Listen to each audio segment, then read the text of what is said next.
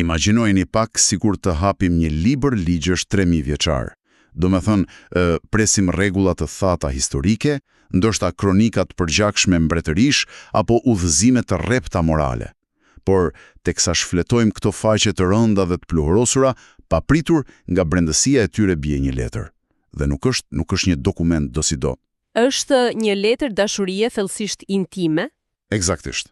Një letër dashurie aq erotike dhe pasionante, saqë studiuesit debatuan për shekuj me radhë nëse duhej fshir fare nga ekzistenca. E pra, ky nuk është një skenar i sajuar. Ky është saktësisht rasti tekstit që do të zbërthejmë në këtë eksplorim të thellë sot. Kantiku i kantikëve.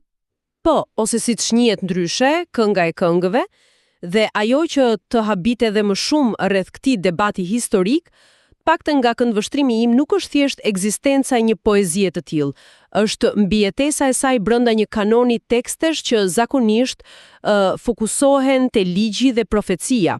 Tamam, është një kontrast i fortë. Për studiuesit e asaj kohe, ishte një tronditje e vërtet. Jemi mësuar t'i qasemi historisë së lashtë me një seriozitet gati të ftohtë, duke e kërkuar udhëzime bardhëzi.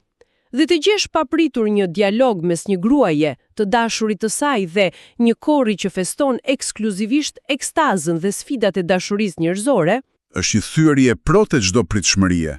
Dhe pikërisht ky kontrast i jashtëzakonshëm është pika jonë e nisjes sot. Misioni i këtij diskutimi nuk do të bëjmë një analizë të thatë letrare apo teologjike. Jo, patjetër që jo. Përkundrazi, duam të marrim këtë thesar mijëravjeçar dhe të shohim se si mësimet e tij shërben si një udhërfyes, le ta pranojmë tepër imprekt për kaosin e takimeve romantike moderne. E the shumë mirë, kaos. Sepse jemi në një epokë ku jemi më të lidhur se kurrë përmes teknologjisë, por të gjitha të dhënat tregojnë për një epidemi të vërtet vetmie. Po, një tjetërsim total. Kështu që ne do të ndjekim rrugtimin e këtij libri, nga shkëndija e tërheqjes fillestare, të rreziqet e nxitimit, e deri tek ai lloj përkushtimi i pashkatrueshëm. Le të fillojmë me piknisjen e çdo romance, tërheqjen. Vettitulli, Kantiku i kantikëve, mbart një peshë shumë specifike kur vjen puna të mënyra se si e përkufizon këtë ndjenje. Çfarë na thot burimi këtu? Shiko, titulli është në fakt çelësi për të kuptuar të gjithë paradigmën e librit. Në gjuhët e lashta, strukturat e tilla theksojnë një superlativ absolut, ashtu siç përdoret fraza mbretin mbretërve për të treguar autoritetin përfundimtar, Kantiku i kantikëve fjalë për fjalë do të thotë kënga supreme. Ua, kënga supreme. Kryevepra e të gjitha këngëve, pikërisht, kjo bën diçka radikale me konceptin e tërheqjes romantike. Nuk e trajton atë si një dobësi për të pasur turp, as një sekret të errit njerëzor, por e ngren në nivelin e një dhurate hynore. E vendos brenda një kornize ku është e pastër. E shenjtë, e krijuar me një qëllim. Kjo thekson një dallim monumental me mënyrën se si operojmë ne sot. Mendojmë pak për kulturën tonë aktuale, takimeve. Shpesh, tërheqja banalizohet me një shpejtësi të frikshme. Ne jetojmë në një botë ku njerëzit kthehen në profile digjitale që mund t'i rrëshqasim majtas ose djaftas me gisht. Një lloj sidomethënë si të ishim duke shfletuar një katalog blerjesh. Është një transaksion i pastër. Fiks. Dashuria romantike reduktohet në një llogaritje interesi personal, ose thjesht një transaksion fizik të momentit. Dhe dëgjosh një zë nga lashtësia që i quan atë kënga supreme, është si të vendosësh një filtr që pastron me njëherë gjithë cinizmin nga marrëdhëniet moderne. E vërtet, për ky lartësim i tërheqjes si një dhuratë e shenjtë krijon një problem masiv për egon moderne. Në ç'kuptim? Nëse pranojmë që kjo ndjenjë është diçka kaq e lartë dhe e fuqishme, atëherë nuk mund ta konsumojmë thjesht për të përmbushur një tek të momentit. Nëse është një dhuratë hynore, ajo kërkon të trajtohet me përgjegjësi. Nuk mund ta trajtosh tjetrin si një mjet për një qëllim afatshkurtër. E qartë. Dhe pikërisht nga ky kuptim buron paralajmërimi më i madh dhe më i përsëritur i gjithë tekstit. Përgjatë librit ekziston një refren, një lloj thirrje që personazhi kryesor i bën rrethit të saj social. Ajo thot: "Mos e zgjoni dashurinë para kohës së saj." Prit një sekundë se këtu dua të luaj pak rolin e avokatit djallit. Po, të dëgjoj. Është shumë bukur ta thuash mos e zgjoni dashurinë para kohës kur jeton në një epokë të ngadaltë agrare mijëra vjet më parë.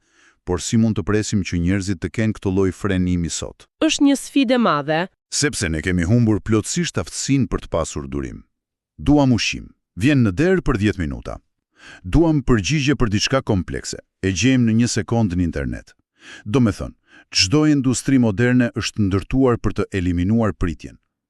Ta aplikosh këtë parim të marrëdhëniet, duket pothuajse jashtë realitetit sot. Të kuptoj, por përkundrazi, pikërisht sepse jetojmë në këtë kulturë të shpejtësisë ekstreme, ky paralajmërim është më i etik se kurrë. Ajo që teksti i lashtë e quan mos zgjimimit të dashurisë, shkenca moderne e përkthen në mekanizma të pastër neurologjik dhe psikologjik. E ke fjalën për kimin e trurit. Eksaktësisht, kur njerëzit përshpejtojnë intimitetin fizik në një marrëdhënie të re, truri i tyre përmbytet menjëherë me një koktejl kimik të fuqishëm, kryesisht oksitocin dhe dopamin. Kjo kimi krijon një iluzion të jashtëzakonshëm lidhjeje dhe besimit të thellë. Por është ende një iluzion në atë fazë. Po, sepse kjo ndodh përpara se truri racional të ketë pasur kohën e nevojshme për të mbledhur të dhëna reale mbi karakterin e personit tjetër. Ti ndjen një afrimitet ekstrem, por nuk e njeh vërtet njeriun që ke përballë. Jemi të verbuar me pak fjalë. Të verbuar plotësisht ndaj flamujve të kuq ose shenjave paralajmëruese të një karakteri të papërshtatshëm. Kjo qimi fjalë për fjalë nuk të lë të shohësh realitetin. Wow. Kjo e sqaron plotësisht tablonën. Të përpiqesh të përshpejtosh një marrëdhënie romantike sot nuk është thjesht mungesë durimi. Është njësoj si të përpiqesh të ndërtosh çatinë e një shtëpie të madhe përpara se të kesh hedhur themelet e betonit. Analogji e gjetur fiks. Sigurisht, në ditët me diell, kur gjithçka shkon mirë, ajo çati e varur në ajër duket mjaft bukur. Por në stuhinë e parë të jetës, në momentin e parë të stresit financiar, apo një krize shëndetësore, shembet gjithçka, sepse nuk ka asnjë mbështetje reale strukturore poshtë. Nuk ka karakter të testuar. Ky është një ilustrim i përsosur i asaj se si funksionon vlerësimi reciprok. Në libër, ne shohim se si personazhet i kushtojnë faqe të tëra vlerësimit të njëri tjetrit përmes fjalëve, duke folur me admirim, jo vetëm për pamjen. Për cilësitë e brendshme. Po, për qëndrueshmërinë, për mënyrën se si ata përballojnë botën. Ndërtimi atyre themeleve të betonit që the ti, kërkon vëzhgim, kërkon ta shohësh partnerin në rrethana të ndryshme. Kur janë të lodhur, kur janë në stres, apo se si trajtojnë njerëzit që nuk mund t'u ofrojnë asgjë në këmbim. E qartë. Kjo lloj njohjeje nuk mund të zbulohet përmes bisedave sipërfaqësore në rrjetet sociale. Ajo merr kohë. Prandaj dashuria duhet lënë të flejë dhe të piqet në ritmin e saj natyral. E kuptoj. Dhe kjo logjik e pritjes na udhëheq natyrshëm tek pjesa më e ashpër dhe ndoshta më e keq kuptuar e romancës. Pasi kjo bazë e fortë është ndërtuar, pasi karakteri është vlerësuar me kalimin e kohës, vjen momenti ku stuhia godet vërtet. Ne e përmendëm pak më lart. Studiuesit vërejnë se Kantiku i Kantikëve nuk portretizon një përallë utopike pa dhimbje. As pak, jeta aty është shumë reale. Gjejmë pasazhe ku përshkruhet një kërkim i dëshpëruar nëpër rrugët e qytetit, në mes të natës, ndjenja e mungesës, momentet vështire ku personazhet nuk e gjejnë njëri tjetrën. Dhe gjitha që kulmon me atë që është pa diskutim një nga shprehjet më mbreslënëse. Vendomë si një vul mbi zemrën tënde, sepse dashuria është e fortë si vdekja. Këtu fjalët marrin një peshë marramëndse. Për të kuptuar mekanizmin e kësaj fraze, duhet të zhytemi pak në kontekstin e lindjes së afërt të lashtë. Në atë kohë, një vul nuk ishte thjesht një zbukurim estetik. Çfarë ishte saktësisht? Ajo zakonisht ishte një cilindër guri i gdhendur që mbahej në një varse rreth qafës ose në një unaz. Dhe shërbente si identiteti yt absolut. Ishte nënshkrimi yt ligjor, autoriteti yt, shenja jote e pronësisë. Kur tregtarët apo mbretërit vullosnin një dokument, ai bëhej i panegociueshëm dhe i pathyeshëm. Pra, ishte fjala e fundit. Po. Pra, kur personazhi thekson, vendomës si një vul mbi zemrën tënde, nuk po kërkon thjesht dashuri emocionale, po kërkon një bashkim identitetesh, një kontratë të pashlyeshme ku siguria e marrëdhënies vulloset thellë në qendrën e vullnetit të personit tjetër. Kjo kërkesë për një vul të pathyeshme qëndron në një kontrast kaq të dhunshëm me sjelljen e njerëzve sot, saqë duket pothuajse si një gjuhë aliene. Përballë kësaj kemi fenomenin e përhapur modern të ghosting. Po, zhdukja pa lënë gjurmë. Fiks, nga jeta e dikujt tjetër, sapo gjërat bëhen pak të vështira apo të mërzitshme, ghosting është ruajtja supreme e egos. Është refuzimi për të mbajtur përgjegjësi për emocionet e tjetrit. Një mënyrë për të lënë gjithmonë një derë të pasme hapur që nësa nuk më pëlqen më, thjesht avulloj. E sakt, ikje e pastër. Ndërsa Vula kërkon të kundërtën absolute, mbylljen e atyre dyerve të pasme. Dhe pastaj vjen krahasimi e fortë si vdekje. Çfarë metafore goditëse dhe e frikshme njëkohësisht? Pse të përdoret vdekja për të përshkruar kulmin e dashurisë?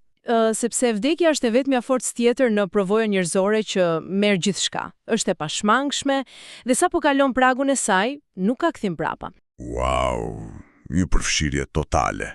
Po, të thuash se përkushtimi yt është i fortë si vdekja, do të thotë të pranosh se dashuria e vërtet afatgjat kërkon domosdoshmërisht vdekjen e diçkaje brenda teje, vdekjen e individualizmit tënd të skajshëm.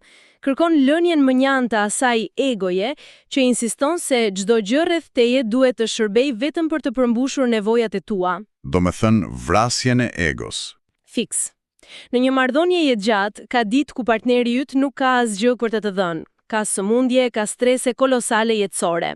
Aftësia për të sakrifikuar reatin tënde për të mbështetur tjetrin ato momente, ky është vulosja. Dhe ky vizion e dërmon idenë moderne se një partner ekziston vetëm si një mjet për vetë aktualizimin ton. Shmagjepse se si kjo logjik thellësisht psikologjike lidhet me një dimension edhe më të madh. Duke lexuar analizat mbi këtë tekst, lind një pyetje thelbësore. Pse njerëzit e lashtë vendosën një dorëshkrim kaq eksplicit, thellësisht trupor dhe njerëzor brenda kanunit të teksteve të tyre më të shenjta? Kjo është pyetja miliona dollarëshe e studiuesve. Pikërisht. Studiuesit kanë theksuar se për ta, udhtimi romantik nuk ishte kur thjesht rreth dy personave të mbyllur në botën e tyre. Kjo marrëdhënie shihej si një pasqyrë, një mikrokozmos i diçka e shumë më të madhe. Kemi të bëjmë me një dritare drejt një realiteti hyjnor. Ky është ndoshta hapi më surprizues i gjithë këtij udhtimi. Përgjatë historisë, pavarësisht nëse shikojmë nga perspektiva e djatës së vjetër, ku Perëndia identifikohet shpesh me terminologjinë e një dhëndri që kërkon popullin e tij, apo në Dhjetën e Re, mbetet e njëjtë. Njerëzit e antikitetit nuk e kishin luksin ose më saktë fragmentarizimin që kemi ne sot. Si kështu? Ata nuk i ndanin gjërat duke thënë, këtu janë parimet e mia shpirtërore dhe të pastra, dhe këtu poshtë është jeta ime private e takimeve ku mund të sillem si të dua. Për ta, këto sfera ishin thellësisht të ndërthurura. E qartë. Mënyra se si ne duam, mënyra se si tregojmë besnikëri apo aftësia jon për të falur tradhtinë e tjetrit, janë barazuar me kapacitetin ton për të kuptuar vetë dashurinë e pakushtzuar hyjnore. Pra, po themi që ky libër merr marrëdhënien njerëzore dhe e përdor atë si testin përfundimtar të karakterit? Është provokuese apo ta mendosh? Tejet provokuese. Në jetën moderne, ne jemi mjeshtra të ndarjes së jetës në kuti të izoluara. Kemi kutinë e karrierës, ku jemi profesionist, kutinë e miqve, ku jemi social, dhe pastaj kutinë e takimeve romantike, ku t'jemi të sinqert, shumë njerëz mendojnë se rregullat e etikës pezullohen krejtësisht. Ashtu është, kthehet si një zonë gri pa rregulla. Fiks. Ajo që po mësojmë nga ky eksplorim është se mënyra se si menaxhojmë ndarjet tona, mënyra se si e trajtojmë zhgënjimin e partnerit ose si komunikojmë një refuzim, është në fakt testimi më i drejtpërdrejt i inteligjencës sonë shpirtërore. Sjellja në romancë është lakmuesi se kush jemi në të vërtetë pas dyerve të mbyllura. Ky është thelbi i gjithçkaje. Marrëdhëniet njerëzore romantike bëhen poligoni i provës, sepse është pikërisht në këtë intimitet ekstrem që jemi më të pambrojtur dhe ku maskat tona bien më shpejt. Duke parë dinamikën e librit, nxitemi të reflektojmë, nëse nuk mund të tregoni durim, përkushtim dhe besnikëri të fortë si vdekja, me një qenie njerëzore që mund ta shihni dhe ta prekni çdo ditë. Po. Atëherë, si mund të pretendoni se keni kapur ndonjë të vërtet më të lartë apo transcendente në jetën tuaj?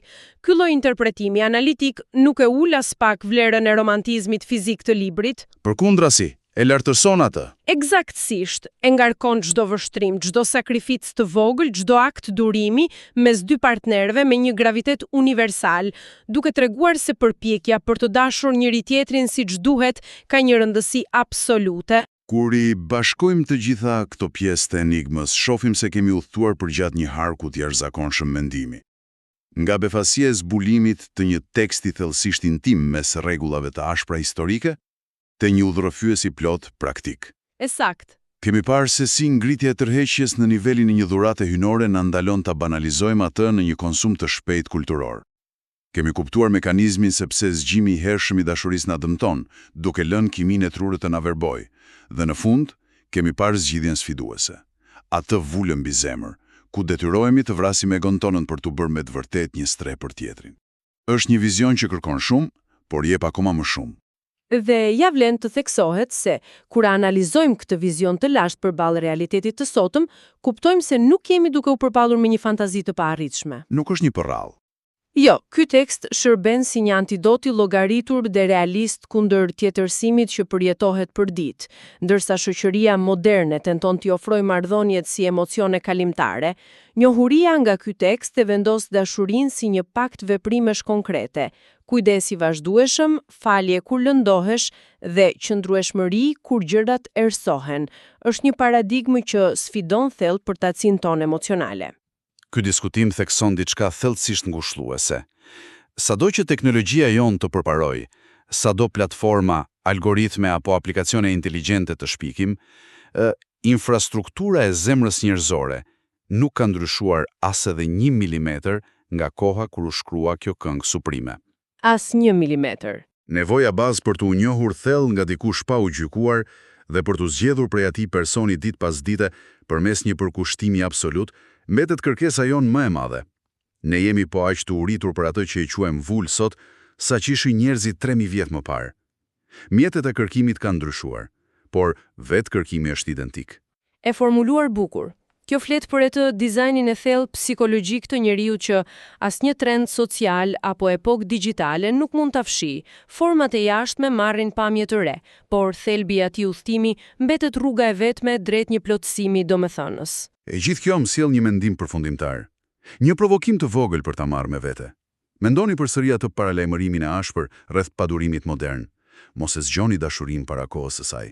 Kur shohim realitetin rreth nesh, ne shpesh zgjedhim të mos e dëgjojmë këtë paralajmërim, apo jo? Po, e anashkalojmë shpesh. Në këtë kaos të sotëm, ne vazhdimisht e përshpejtojmë intimitetin, ndërtojmë çatim pa pasur themelet e karakterit dhe pashmangshmërisht struktura shembet dhe ne lëndohemi thellë. Por a është menduar ndonjëherë, a mundet që vetë dhimbja turturuese e një zemre të thyer të jetë dëshmia më e fortë se ky vizion i lashtë është i saktë? A mundet që dhimbjat mos jetë thjesht një dështim biologjik, por prova që shpirti dhe psikologjia jon janë dizenjuar vetëm për atë vulë të përhershme? Ndoshta, dështimet e panumërta në marrëdhënie nuk janë aty për të na thënë se dashuria e vërtet nuk ekziston. Ndoshta ato janë sinjali paralajmërues i një sistemi të brendshëm që vazhdon të kërkojë dëshpërimisht origjinalin, thellësisht njerëzor dhe hynor, në mes të imitimeve të zbeta që na ofron bota moderne. Është patjetër një pikë pyetje e madhe për të cilën ja vlen të reflektojmë në ditët në vijim.